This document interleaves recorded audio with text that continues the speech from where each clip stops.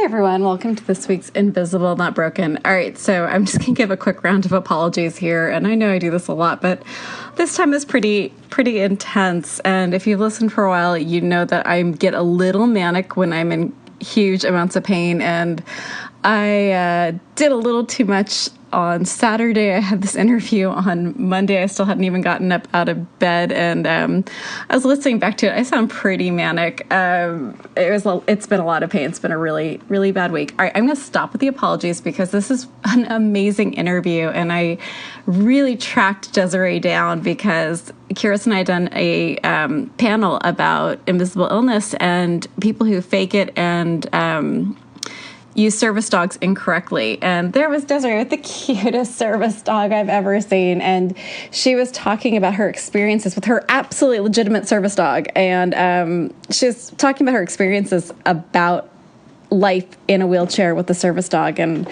she is so fantastic. I've been following her on social media for a while. I totally think you should too. I'll put a link to her Instagram account because seriously, her dog is completely worth the follow. I love her dogs.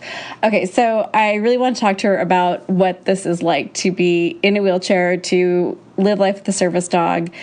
She's amazing and fantastic, and I'm sure Kyrus is going to be laughing when he hears this interview, knowing just how hard it is to keep me on track. But this is a really fun interview. Please be patient with me. Okay, so we go over side effects of cute helper dogs. You do not need to wear makeup ever again.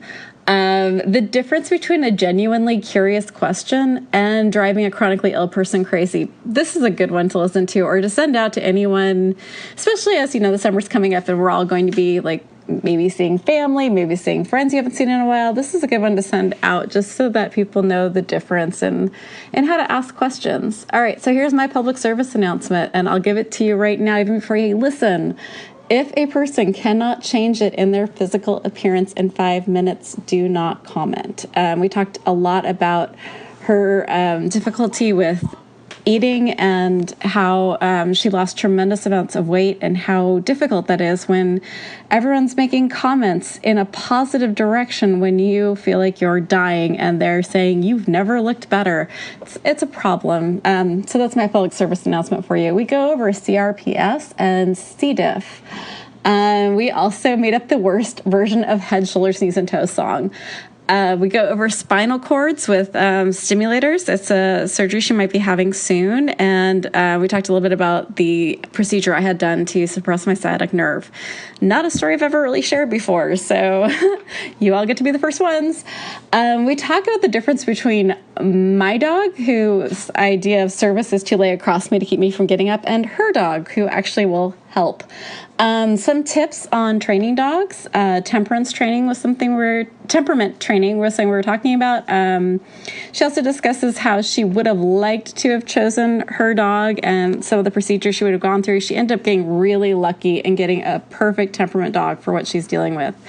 We talk about rumination syndrome, and one of my favorite parts about this is we discuss the Hunger Game rules of new medications. May the odds ever be in your favor. This is a two-parter. We had so much to go over. Please listen this week and next week. Thank you for being patient with me while I'm in my manic state of chronic pain. I know most of you probably understand. And I hope you enjoy this as much as I enjoyed it. And please share it with a friend, share it with another spoonie, share it with someone that you would like to understand chronic illness better. And just in the whole talking about helper dogs, her dog helps. My pug is just walked into this room while I'm recording to snort and sniffle. So helper dog pug. Yay. All right. Thanks so much. Have a great week and listen to This Week and Next. Perfect. Okay, no worries. So you have the Ehlers Danlos, which so many of us lovely zebras. Right. Zebra. Stripe. And we just totally blew past your name, and I think you have stuff to plug too, right? Your blog and your Instagram. So I want to make sure your name is out there because I've been following you on Instagram, and you make me Just so happy. Desiree Jenkins. Thank you so much. I'm glad that you guys are following me and all the love is there. Seriously. All the support's always needed. I swear. Support, and you have the world's cutest dog. Any dog with an afro is my friend. This dog has serious hair game. He does have hair game on point. He gets complimented a lot. I'm like, honestly, I feel like I don't have to wear makeup at this point in my life. I just have to get my dog looking really, really pretty. And everyone's like, wow, what a beautiful creature you have with you. I'm like, I know, it covers all of the ugly, huh? Okay, if I don't post this on YouTube because I literally rolled out of bed, she is darling. Don't listen to her at all. Is I found you on Instagram right after Kiris and I had done the whole thing on her panel. I'm doing so great, by the way. This is after one cup of coffee, and I'm like, all the painkillers are still in my system. So Kiris and I had done a whole podcast about people who fake aspects of invisible or chronic illness and the effects it has on people who are really sick. And we talked about service dogs. And then all of a sudden you showed up on my Instagram with the world's cutest service dog. And I was like, okay, first stop following you because I love your feed. Secondly, I really want to talk to someone who has a service dog to kind of talk about what it's actually like to have a service dog and to get some, and then the one post that just went viral from the person who's like, this is what you do if a service dog comes up without a person. Like, I think we really need to do an episode talking to someone with the cutest service dog ever and get some real tips behind that and what it actually means to have a service dog. Some of the ways that you had to go through to get a real service dog, because it's not just going on the internet and getting a vest that says service dog.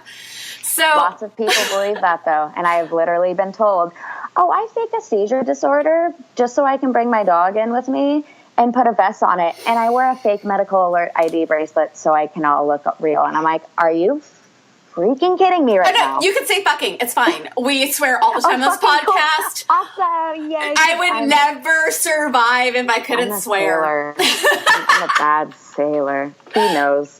Oh, wait, I didn't see the braid on his chin. Oh my God, this dog is a pirate. And not a Johnny Depp pirate. That's nice. He's good to girls. This is good. Right. It doesn't bother him when he's eating or drinking. He loves it, I think. Styling. Oh my God, I'm in love with this dog. And let's give his name too, because he deserves some serious love. What's his name? His name is Sirius Black, and he's named after a Harry Potter character because he's an all-black standard poodle. So he's fluffy and he's not really that big. He's not as cool or, like, demeaning looking. I have a Doberman Pinscher, which he looks very demeaning, and having a poodle is not demeaning at all. Only if they have a badass little beard tied down and, like, pirate look. I mean, you did a good job. But then people are like, oh, my God, I need to touch it now. Yeah. They reach out and they have to grab it, and he's just like, please don't touch that. Okay, we're going to get to that in a second. So let's just go over what you are dealing with, because you also use a wheelchair most of the time. So Ehlers, Danlos. EDS literally, like, is a side piece, but it's not the ruiner to my life and the ritter of my leg issue. So I got a Phenergan injection, which Phenergan, promethazine, is an antinausea medication that basically is given to you through your, intramuscular type things, so like fatty type tissues and things of that nature. Well, at the time, I lost about 25 pounds because I had C. diff undiagnosed and then treated. And when she just one quick second, because this is like one of my biggest pet peeves is people commenting on other people's bodies.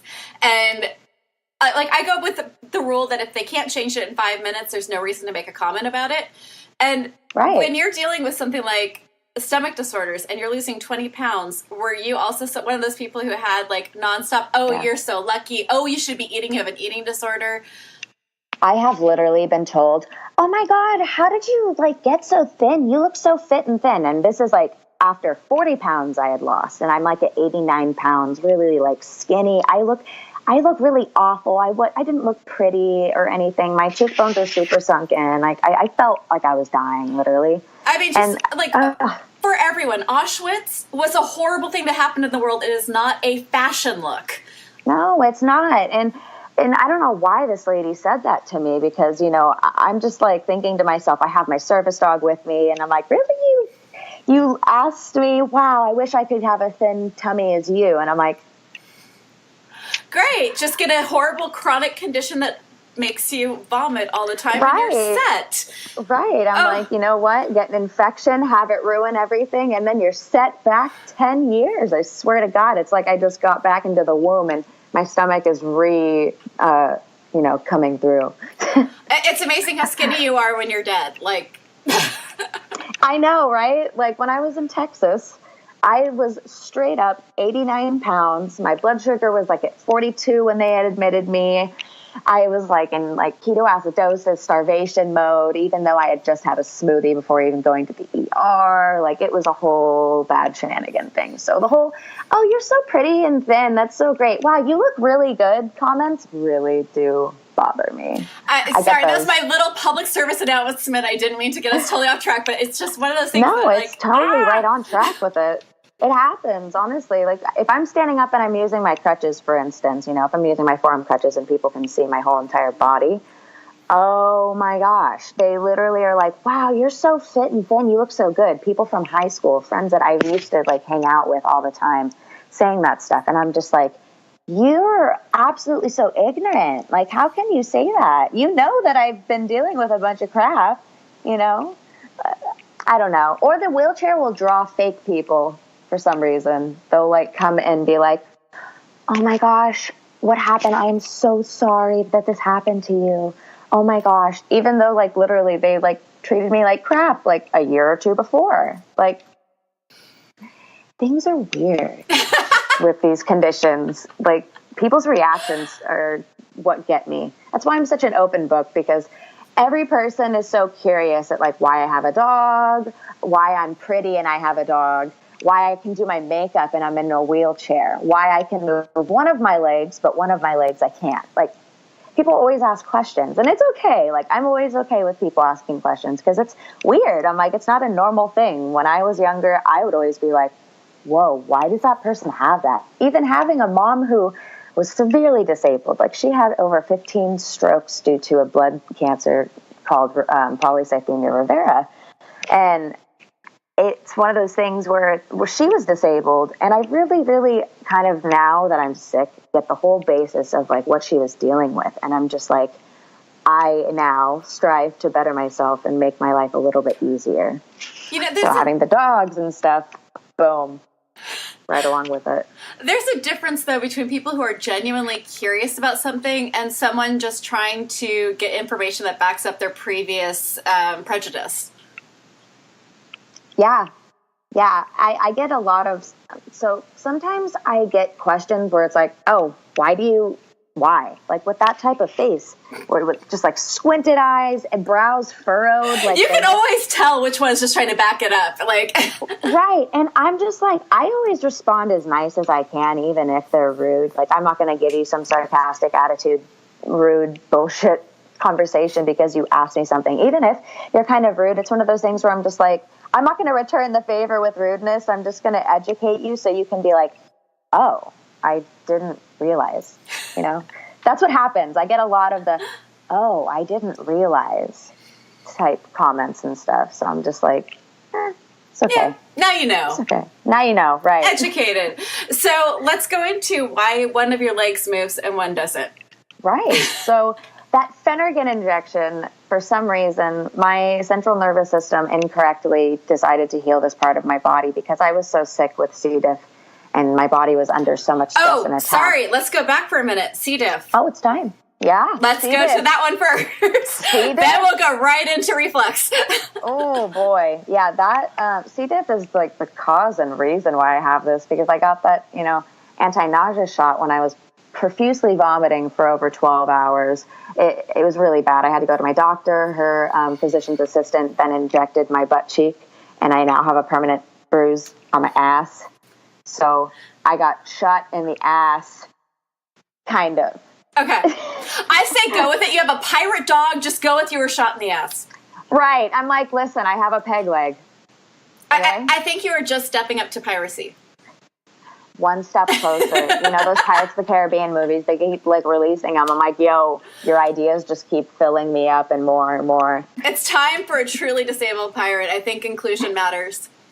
Right. I know. I'm like, come on, let's go. I'm going to go on a pirate ship in my chair with my dog and be awesome. I don't need no parrot talking for me. I'm like, I got my dog to go get me drinks out of the refrigerator. No. We need to make this happen. We're all in California. Kyrros has a parrot. We can make this happen. I think we need a photo shoot on a pirate boat. I would love this. We need it. All right, so Kyrros, write notes. Hey, I'm like... He's the one of the two of us who can actually do grown-up things and remember stuff, so... Adulting? What's that? No. Okay, I don't get adulting. No, but we get pirating. We get piracy. Right. I get pirating. Adulting, no. Piracy, yes. Right. This is the most fun I've had on interviews. Oh, well, I'm glad. I try and be as happy and fun as I can. Oh, I appreciate it. The massive drug side is working well. Right. You got to take everything with a grain of salt and be smart and happy and not get down and negative about it. Or, let's be honest, when you do get down and negative about it and you are feeling awful, stamp your feet if you can, or not, or do it metaphorically and have a small temper tantrum. Or just clap your hands and put them up in the air and just say, okay. The world's worst head, shoulders, knees, and toes game. Right. Head, shoulders, I give up. I love it. Songwriting. Okay, so you have this thing that makes you vomit for 12 hours. You get a shot that I had the reflex, and I had it through a botched knee surgery. And they had to do a blood patch into my spine. They had to suppress the sciatic nerve and then go in and do a blood patch. Oh my goodness gracious. So, like they're talking about doing a spinal cord stimulator on me and stuff for my leg. And it's one of those things where, you know, I'm scared because it's a really big thing. But huge. Like for you, you're talking about like, oh, I had to get like my spine touched and stuff. I'm like, how did you do? Were you freaking out? Were you awake? Okay, I'll give you the story that I've never actually given anyone before. Oh, I'm ready. But it isn't your surgery, so I will never tell anyone a horror story unless they've experienced it or they're not going to. Like, I won't tell anyone my children's birth stories unless they've had children. I'm not that person. I'm not that bitch. I am not that mean. I won't do it. I'll do this for you. Get it. I was 16. I get it. And I couldn't stand or walk, and no one knew why. And you know the pain of when I had it, it wasn't CRPS, it was called Reflex Sympathetic Dystrophy. And then that's what they diagnosed me with. Like my doctor said, I think we're going to be looking at a really tricky condition called RSD. It's called Reflex Sympathetic Dystrophy. And then I'm like, okay. And then I go to my primary and he's like, oh, chronic regional pain syndrome. Right, chronic regional pain syndrome. I'm like, Doctor, no, don't say this. Okay, see, that's not fair because you are the total zebra package. Like, they always say, like, zebra because if you hear hoofbeats, you think horse, but we're EDS, so we're the zebras because we're always the zebras. I'm a flaming zebra. I'm Ponyta. Yeah, good job doing that during Pride Month, too, the flaming zebra. I am digging that. Thank you. He likes it, too. I think he likes the rainbows. Oh, my goodness. I mean, obviously, he comes up with this... Slobber. All the slobber and love. He's just wanting attention because I'm talking to somebody, and he can't see them. Oh, I'm sorry. He's like, I want attention from them. Oh my God. Okay, now I have to post this on YouTube because the expressions that Sirius is giving is just killing me. I think the first time I talked to you, because you had the picture of Sirius, and you're talking about how Sirius would go and get your wheelchair and bring it back to you, and I was like, I have a dog, and I can't even get him to stop jumping on my broken legs and laying across my body when I pass out. How do you get your dog to be helpful? So heavy. So first of all, you got to have a dog that's like Sirius, who is... Honestly, I can't even like describe that other than with like Duke. He's a loving, lovable boy who's very serious about life, and he's very much like, I'm his everything. You take me out of the picture. His world is destroyed. The apocalypse has begun. He needs to prepare himself, and he is crying and wailing like a whale. People literally have been like, do you guys like watch Planet Earth and have your volume turned up loud? Because he just love dogs. He wails. Wails like oh, baby. It's okay. He gets lots of love. But if you asked about the whole how do you get a dog to be helpful thing, you really have to have a dog that has the right temperament. That's the first step. Everyone thinks that you can just go pick up a dog, any dog, and train it to do whatever you want. And that's not the case at all. This starts from puppies.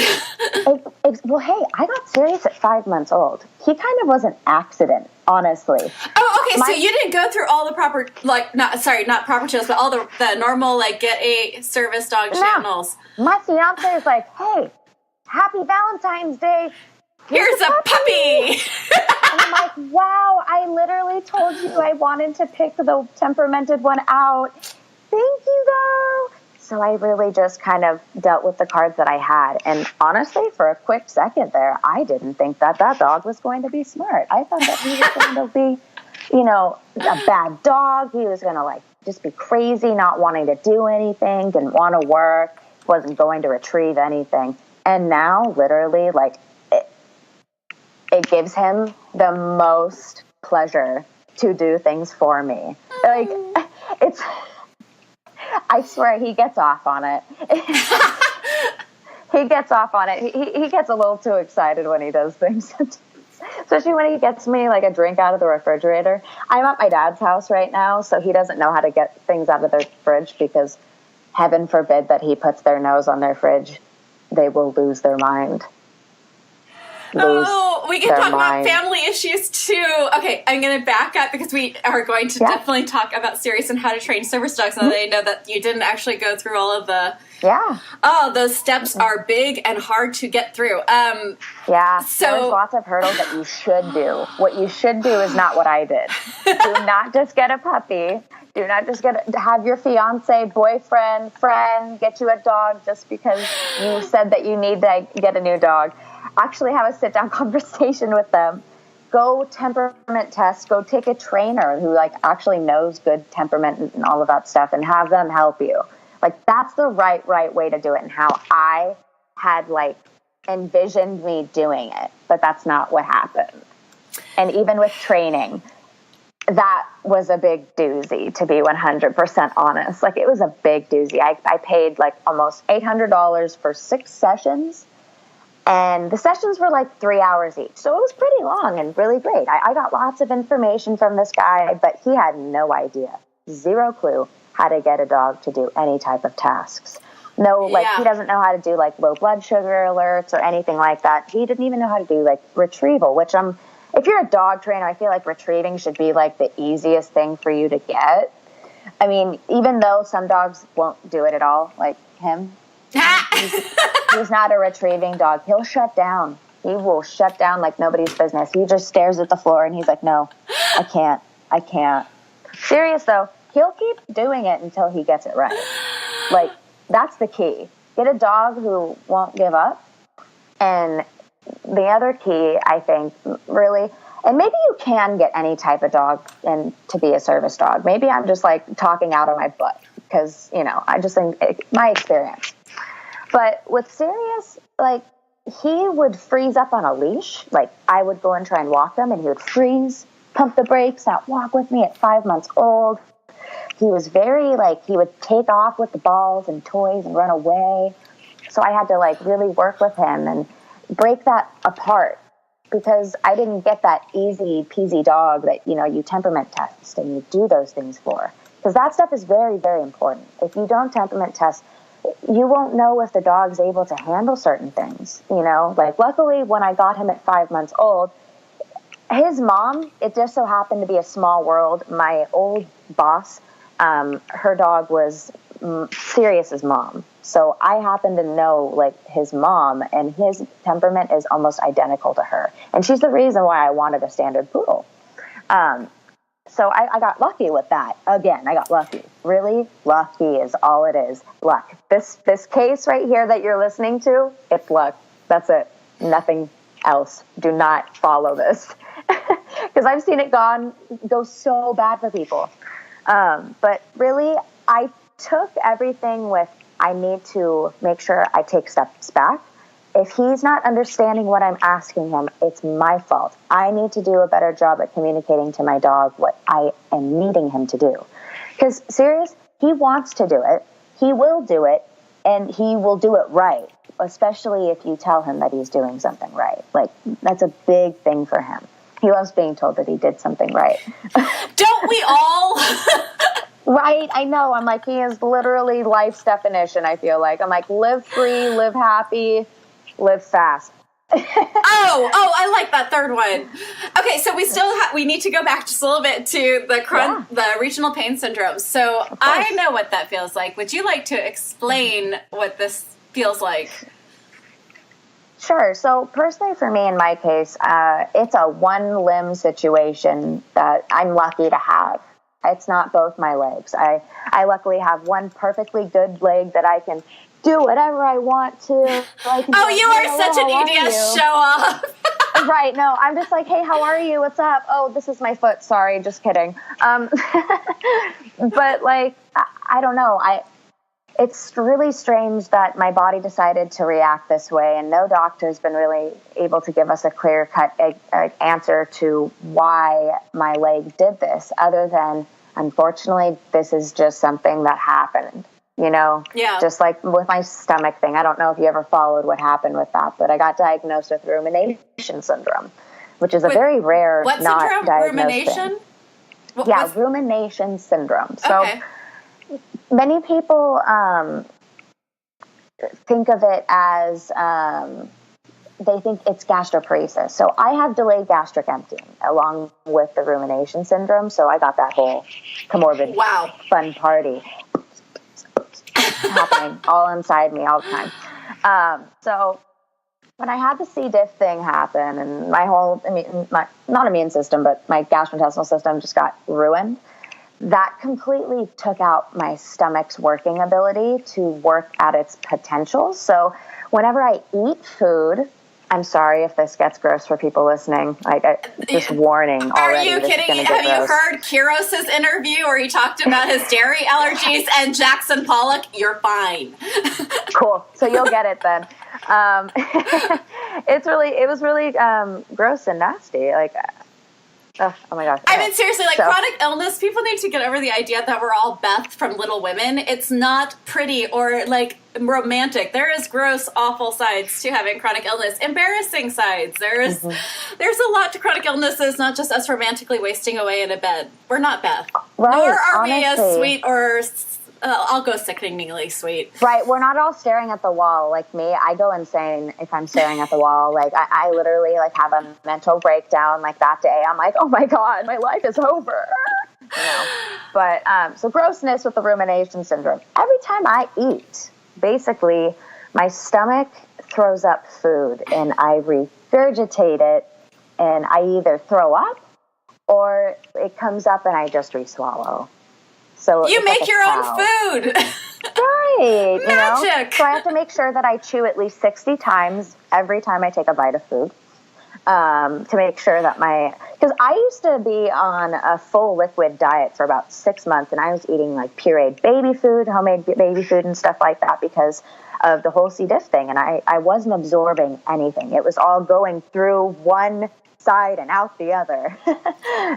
No holding on to anything and just wasting away little by little. So that really just set my stomach into a backward spiral of being slow and throwing up food whenever I eat.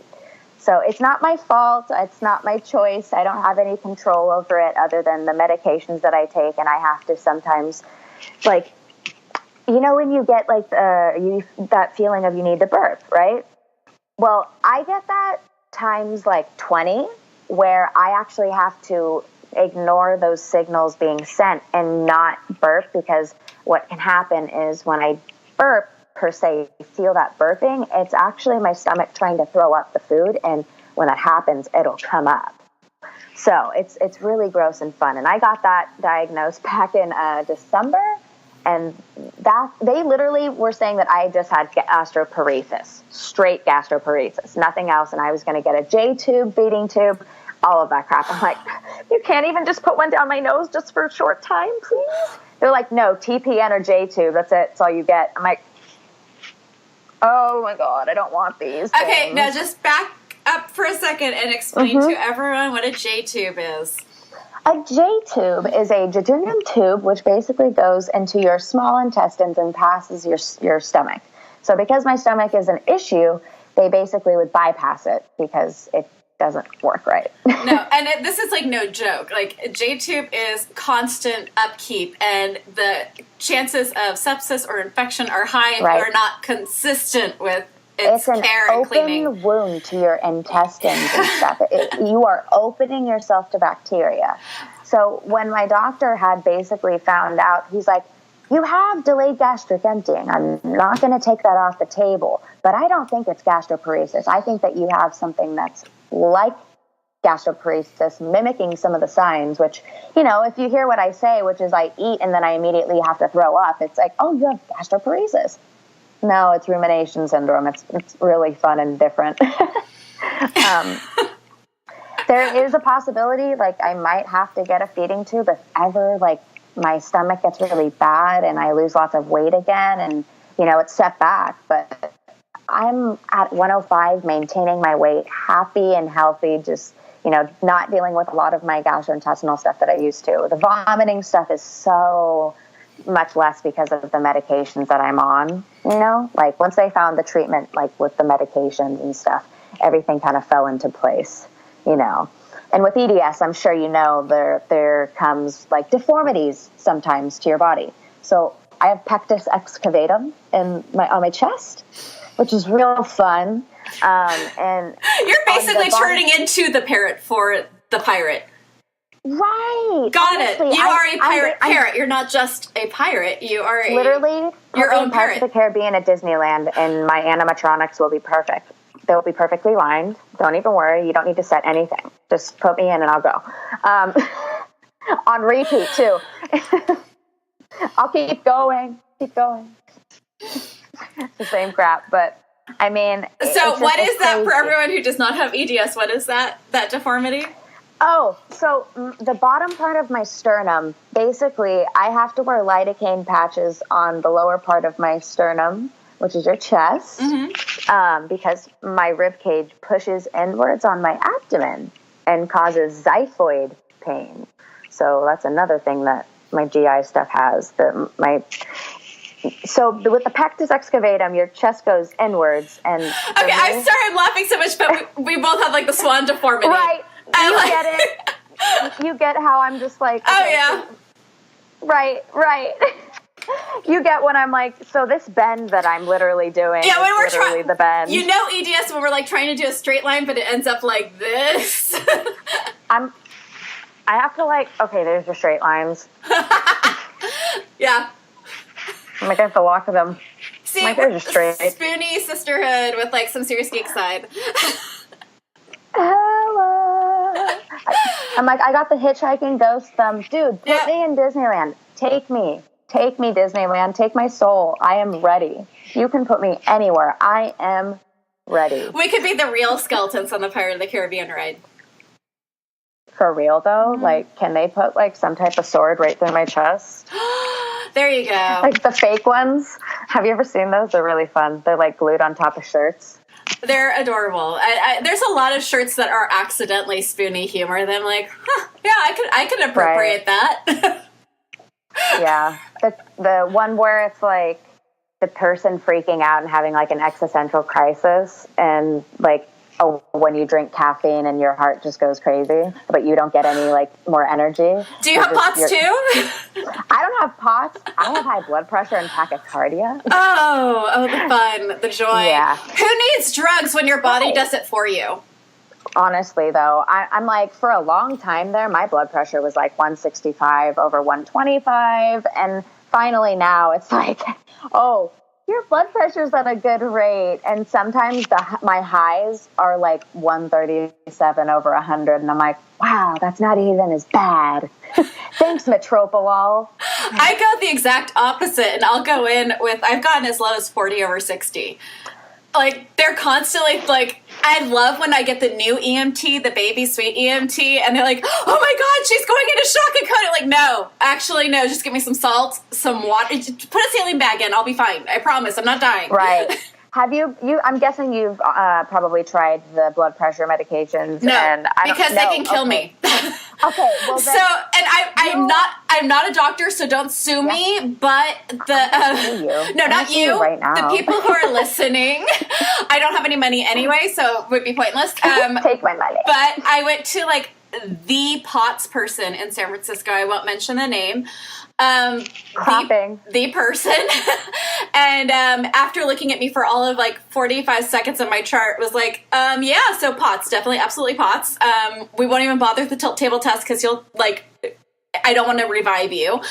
And then it was like, we want you on this medication, this medication, this medication. Like, that sounds scary. What actually is this? And one of the main ones that she wanted me on was Flora something.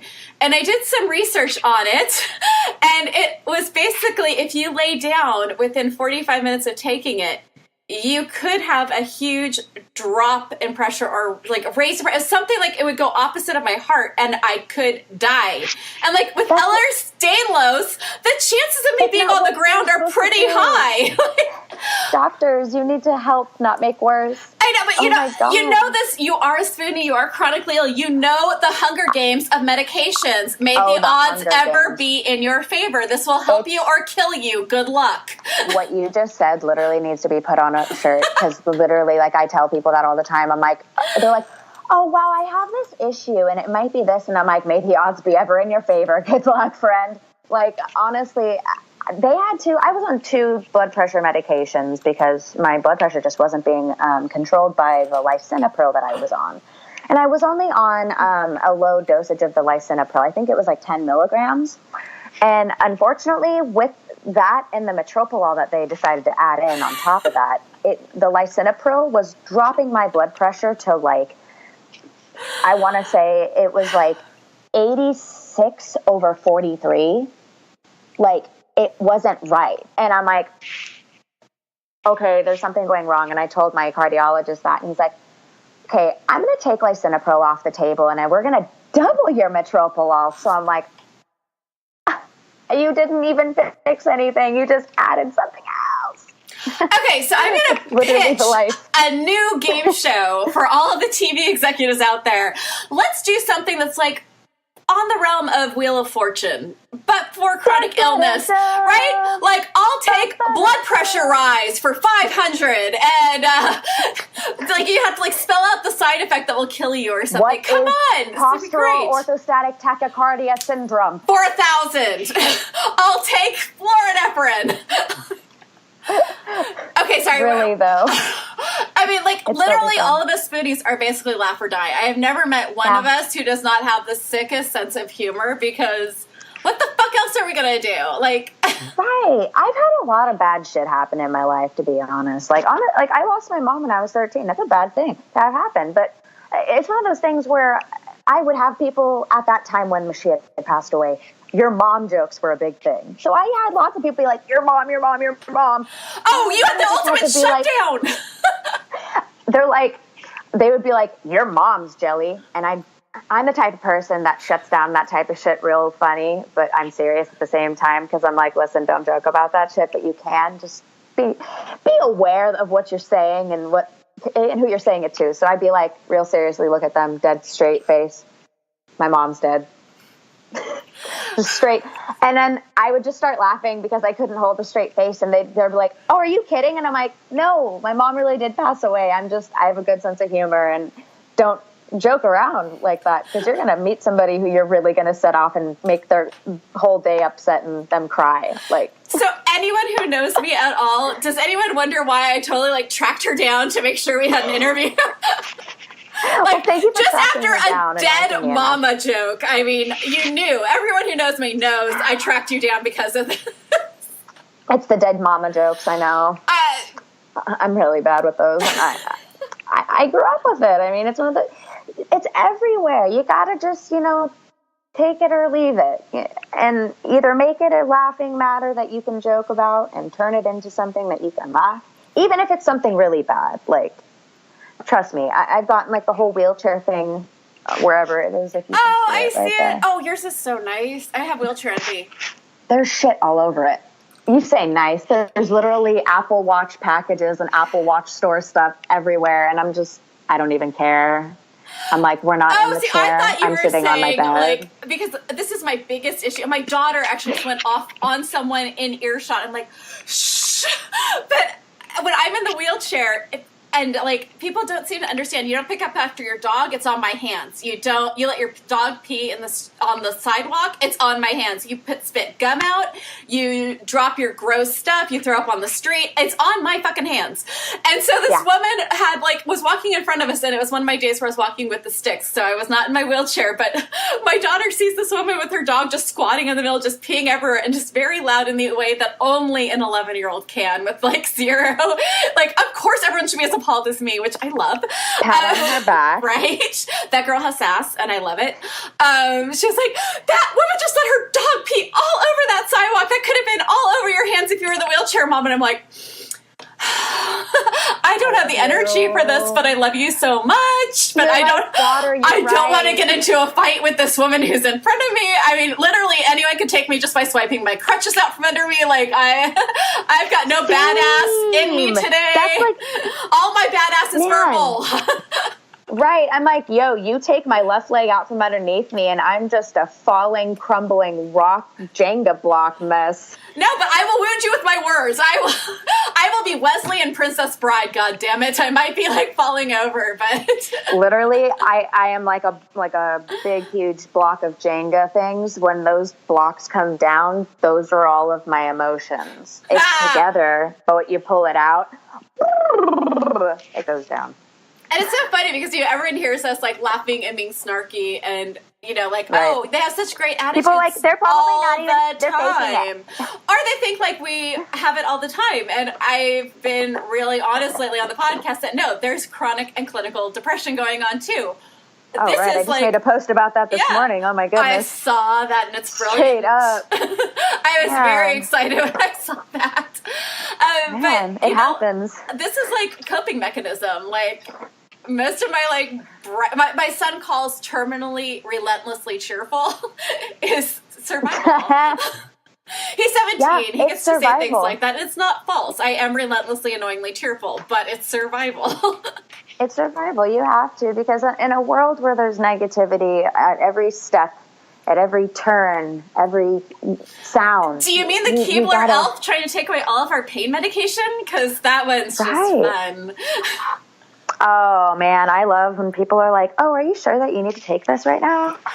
Your medications and stuff. I'm like, I don't know. Maybe my heart will just tell you because you'll see it beating out of my chest. Oh, like, but didn't you know that if you just did yoga and took all sugar and alcohol and caffeine out of your system, you wouldn't need the meds. You'd be fine.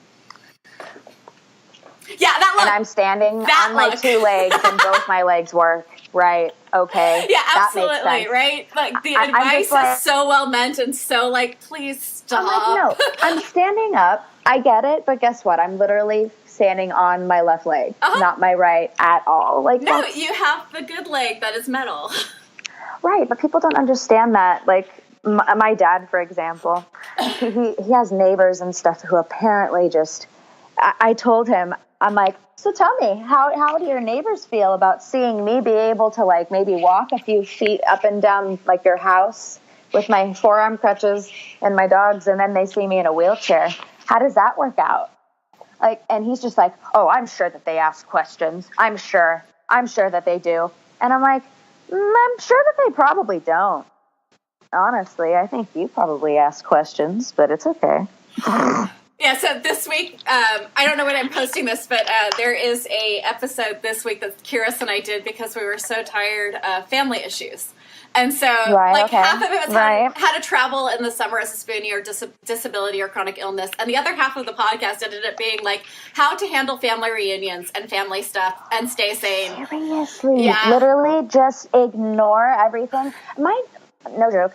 So when I got my forearm crutches, the first thing my dad said to me was, and I'm not even shitting you right now, this is like the most ignorant thing I think I've ever had somebody say to me. This is more ignorant than the whole, oh my God, you're skinny thing, I think. He's like, Why do you have those polio sticks? That was covering so many awful things all in one phrase. That was an impressive conciseness to it.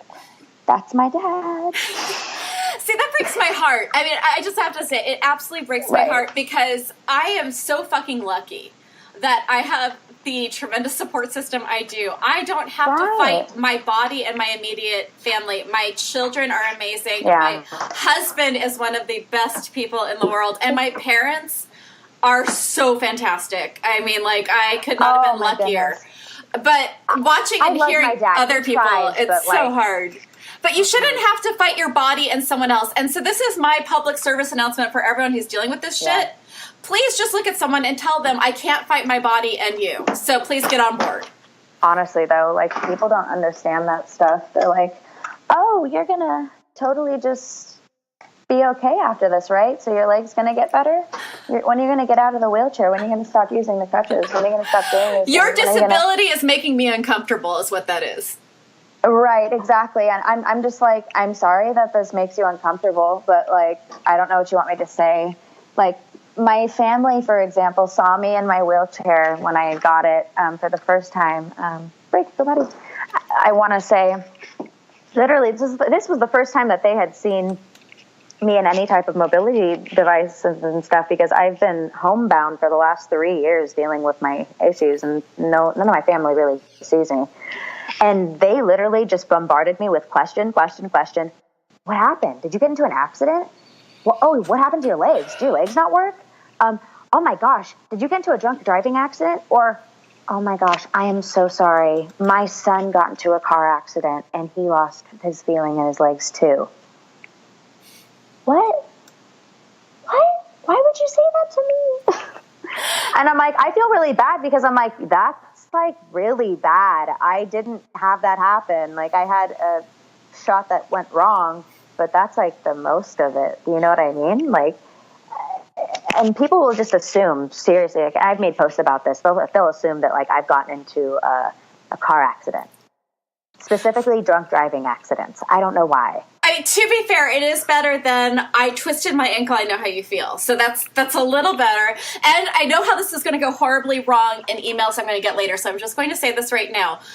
We in no way are advocating not getting shots. We are in no way advocating taking vaccines. Please understand, I will absolutely take you to the mat if you want to go on the anti-vax way. I don't care if you are not going to listen to me again. Do vaccinate everyone, please. Okay, so sorry. I just knew that was going to get used against me. I thought I'd be clear. Please. Thank you so much for adding that. Because no joke, many people that I've talked to, I've gotten some messages where people assume that I've had like a vaccine injury, and I'm like, no, this is not a vaccine at all. Yeah. This medication actually is not supposed to be administered in your butt cheek at all. The ER doctors are like, we don't do that because there's a chance of hitting your sciatic nerve. And I'm like, oh, yeah. That's interesting. How good to know. No, so just to be clear, everyone, we absolutely advocate for vaccines. Even if 100%. Something bad happened from a vaccine, it is herd vaccination. Yeah. This is important. That was my public message. We're doing a lot of public messages, but that's a really fucking important one. Great. People don't understand that everybody's going to react differently towards things. Yeah, so and with my lowered immune system, please, for the love of fucking God, vaccinate your children, because if I'm out with your child who's not vaccinated, who carries something, I'm going to get it, and I'm going to get very sick. But you've been vaccinated. Oh, yeah, that's how that works. Science, people, please look it up. It's a lovely thing. Peer-reviewed science, not Google science, peer-reviewed. Okay, I'm done with my soapbox. I am so sorry. Like, that is just absolutely awful. Like, I don't get people's, like, gain when they say these things or do these things. It's just like, I honestly just take a step back, and I think for them, did you just think that? Did you really just say that right now? Like, take a step back and think. Take one step back, just one single step, and maybe you could see that that's not good. It's wrong. I share all the time on my Facebook. I don't know if you have me on my Facebook, but I shared a post saying it was a bunch of women, and they're wearing the anti-vaccination shirts, and they're all grouped together, holding each other, saying it causes autisms, causes seizures, it causes a bunch of issues, it literally, they say it's the cause to every single illness that anybody ever has to deal with ever. And I'm like, that's not how this works. If you want to go with that kind of logic, oxygen is killing us all because everyone who's breathed oxygen has died. So it's the slow killer. People wake up, oxygen is killing us. Listen, friend, you need to go put yourself in a forest and get some pure oxygen from pure plants because you're getting some of that toxic, non-right stuff. I think you're just Wikipedia searching shit and just like reading what people have inputted and not what the facts are. Doctor by Reddit. Oh my gosh, Dr. WebMD, I got everything. I know everything. No, you don't. I mean, you said, the twisted ankle thing. I totally can relate to you. No, you cannot relate to me, and I will tell you why. I have the worst form of chronic pain. Literally, it is ranked higher than labor pain. So, if you're really going to try and come up to me and tell me that, what's your pain scale like, and how sensitive of a person are you to be able to say that? And they will feel so bad. They take a step back and they're like, I didn't realize that. So I promised to tell you the story because I know someone's going to email me or message me on this. So this is my little story on having CRPS. And I was 16 and I'd had... Wow. That's younger than me. Well, so I'd already had major surgeries because and no one knew I had EDS. I didn't get diagnosed with Ehlers Danlos until I was 35, 36. And so we didn't know why I was just... Wow. So when I'd bend my knee, my kneecap would go all the way to the side of my leg. And I was a ballet dancer, so as freaky as I could make my body for ballet, that was a little too freaky for everyone. And it was horribly painful. Right. So I had these surgeries go wrong. And I ended up at multiple surgeries. Well, yeah, we're not, there's so much in common. I'm not going to get into it. I want to listen, but hey. Oh, no worries. I'll try and make this as fast as possible. I've never really talked about this before because it was so traumatic. And so what happened is I couldn't walk. And all of the doctors were telling my mom that I was just insane and I should probably be hospitalized. Because apparently, 16-year-old girl who was already dealt with mental issues, and I did have a lot of mental health issues when I was a teenager for good reasons. But because I'd been through... I feel like we all have some type of issue somewhere, and whether we want to, hide it and lie about it is all up to you. But, honestly, I feel really bad for you being 16. I can't imagine being 16 and having this. Me, 16... Oh my goodness. I would have had a complete mental breakdown at school. I would have lost my mind at school and my teachers would have been like, wow, she's actually fucking crazy. Okay, so if anyone from my old Moreau Catholic high school is listening, they You're will say Catholic too. No, I'm not. And let me help you. No, Were you born and raised Catholic? Okay, so my mother was born and raised Catholic. My father is born and raised Jewish. Oh. I was sent to... So anyone wants to just guess how old I was? At the time, there was major gang wars going on in the city I lived in. Therefore, and my father was a therapist, so he knew exactly what was happening at the public high school, way more than I even knew, because he knew what was going on. So I got sent as the very visibly Jewish girl to Catholic high school. Just fly, man. So anyone who's listening knows I absolutely did have those breakdowns in high school, at school. It absolutely happened. And hey, if Mike Ritchie ever listens to this, a quick call out to one of the nicest human beings ever who absolutely saved my sanity when I was told that morning by the doctors that I would never dance again. And nicest person, one of the few people I would love to find again from high school who was just very, very kind to someone who was very, very sad at that day. But so I was a ballerina. I was certain I was going to go all the way with it. I loved it more than anything. After the knee surgeries, I ended up with CRPS, which no one knew, and the doctors thought I was insane.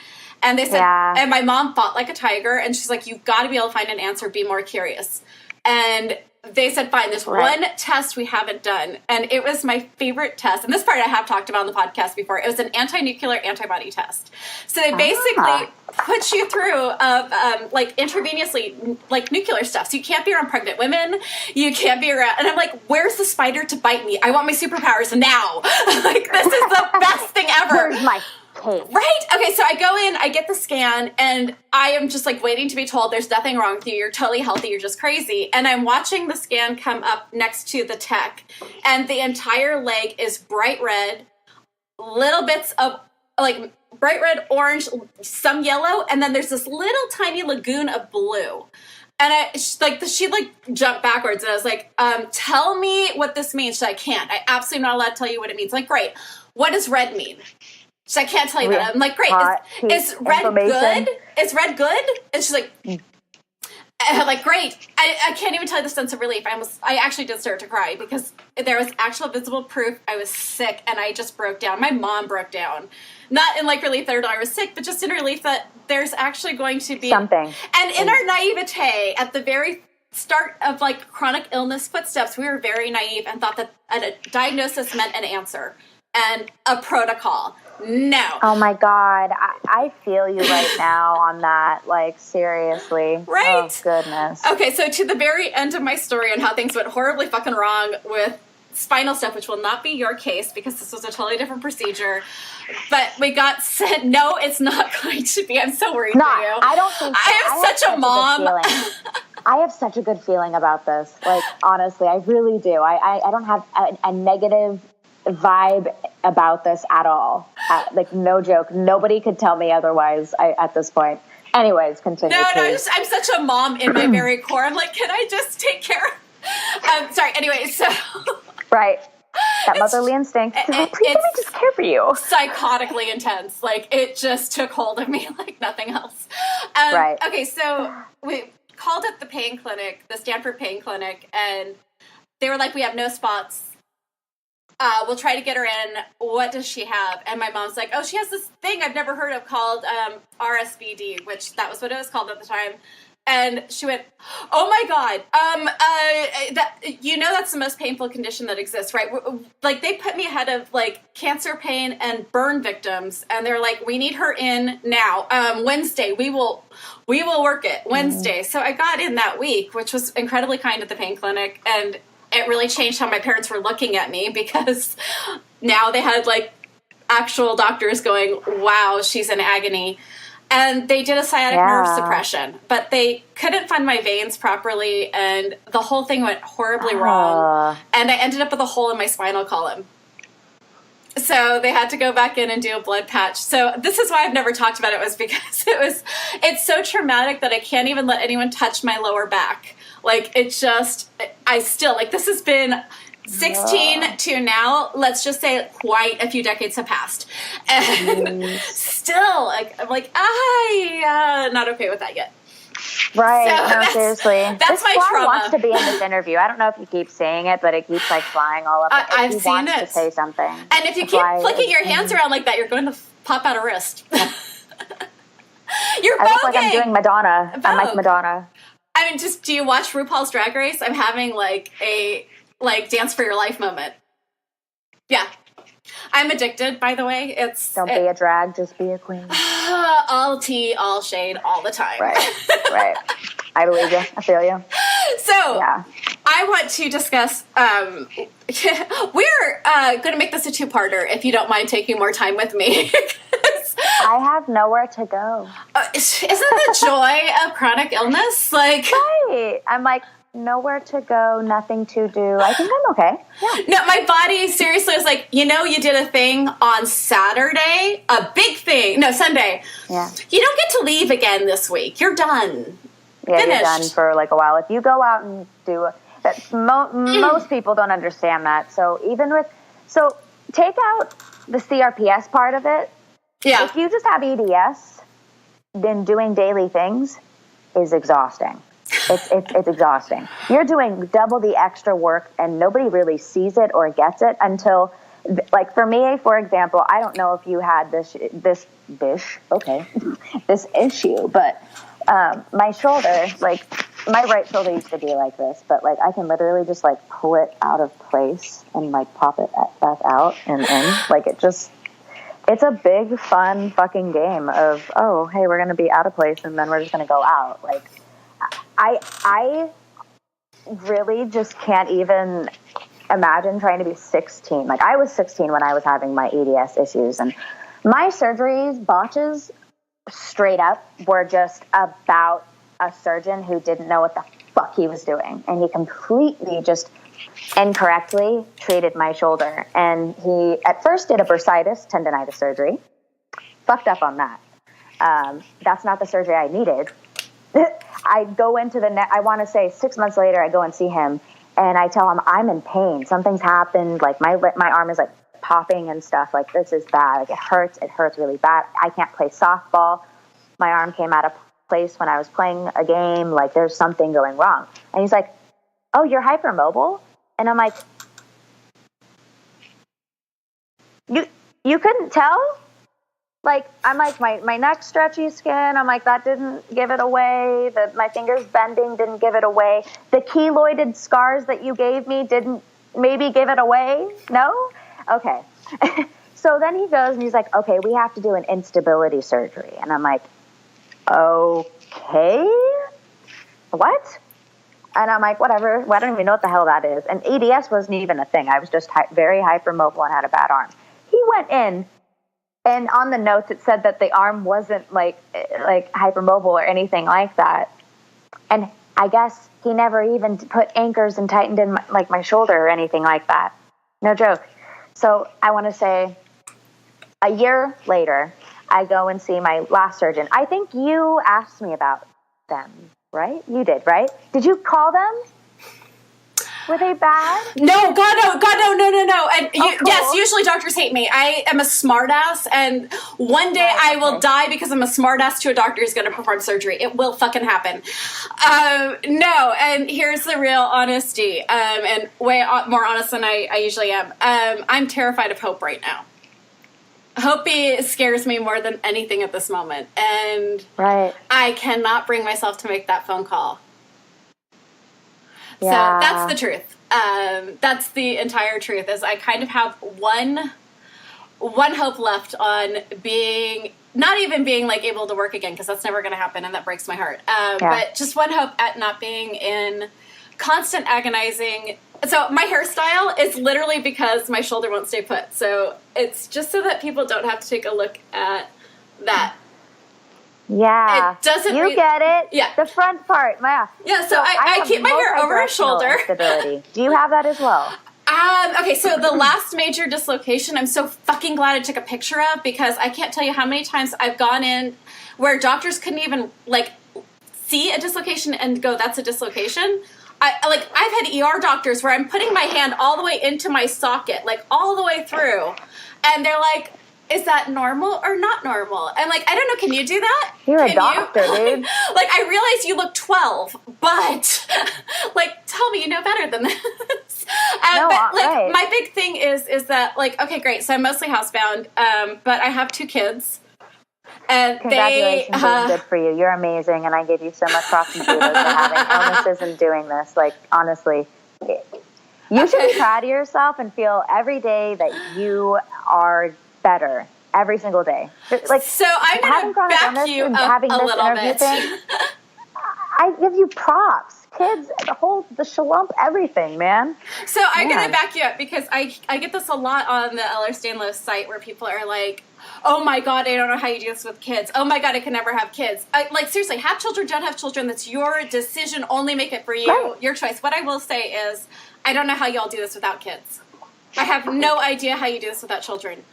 I'm always in constant awe of people who are like, I don't know how you do it. I'm like, are you kidding? They're like the only reason I can always get up. Like, yeah, they're my nurses. They help. They love me. They do these things. I mean, we'll just go with amazing like to hear. That like warms my heart, man. My baby, she's never known me. Like, my son, he's always been amazing, and he's always been one of he's my snarky cheerleader.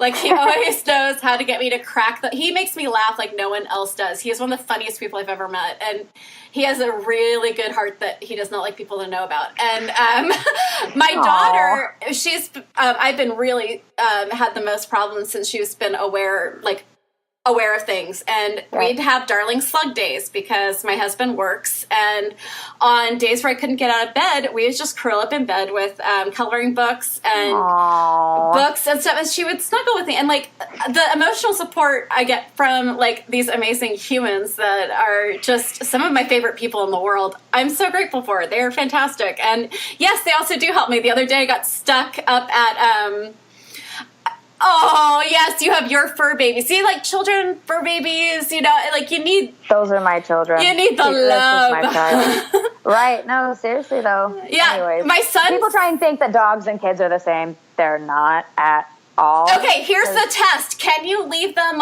in a house without supervision, without CPS coming and arresting you? No. That's the difference. You know what? Sirius is on a different level. He needs CPS to be always on his like ass watching him because he gets so curious about everything. I have to kennel him. He will be so curious. He's like, what's this? What's this? What's that? Ooh, this, that. Ooh, what's that? Nonstop. That's hilarious. My son actually saved me the other day. Like, if you've ever seen any of my YouTube channel, I usually record from up this little tiny, I like, listened to your podcast. Your podcast. I didn't even know that, like, you did video stuff. I'm like, oh, look at this. That's so interesting. Oh, I am, for a person who stays in bed most of the time, I am fascinated. Yeah, he came up and saved me the other day. He brought me my sticks. I was stuck up there. I couldn't get back down. See, and that's so amazing to hear. Like, he's literally like, I call him my best friend because he really has been my best friend. His mom, he's really sick, unfortunately. I won't go into detail and stuff because that's his own story that he gets to share. But his mom takes care of him, and he is very fully dependent on his mom, eating, drinking, dressing, getting changed, cleaning himself, things of that nature. Fully dependent. Uses an electric wheelchair and stuff like that. I'm actually going to go see him today. He's amazing. He's given me so much insight and stuff to what great family support is like. And honestly, his family, they're darling. They're such a darling family. 5 kids, I want to say. I don't want to say that. No, that's right. 5 kids for sure. One of the little younger ones plays softball. I gave her like one of my old bats and it works. And I'm like, yay! But with his condition, he fully is dependent on his mom or dad or somebody, you know. He can't even move his chair sometimes. And so with that, it's just like, he doesn't complain. Like, he doesn't put me down for my conditions, even though I would say my condition isn't even like as bad as his. Like, I am in lots of pain all the time, but I can't imagine not being able to do anything for myself. Like, at least I can hobble to my wheelchair and get into my wheelchair. At least I can, you know, if I really, really need to, I can crouch with my left leg and I can stand up with my left leg. I don't need to hurt my right leg now. I've learned to adapt myself to like this condition. And, you know, his mom is absolutely amazing. And you say that you have kids and stuff, and she talks about how she has kids, and her kids, these kids are the most amazing kids ever. They literally should just rule the planet, okay? All right, so we are at over an hour, so tune in next week to hear the rest of this interview. Thank you so much for tuning in this week. It means so much to Kiros and I. We are still a baby podcast. We're only 6 months old, and if you would like to be really, really nice to us, you can share this episode with a friend or someone you wish understood chronic illness or invisible disorders better. And you can also go to iTunes, leave an embarrassingly nice review, and of course, press that subscribe button. Tune in for a new episode next Monday a.m. And until next time, be kind, be gentle, and be a badass.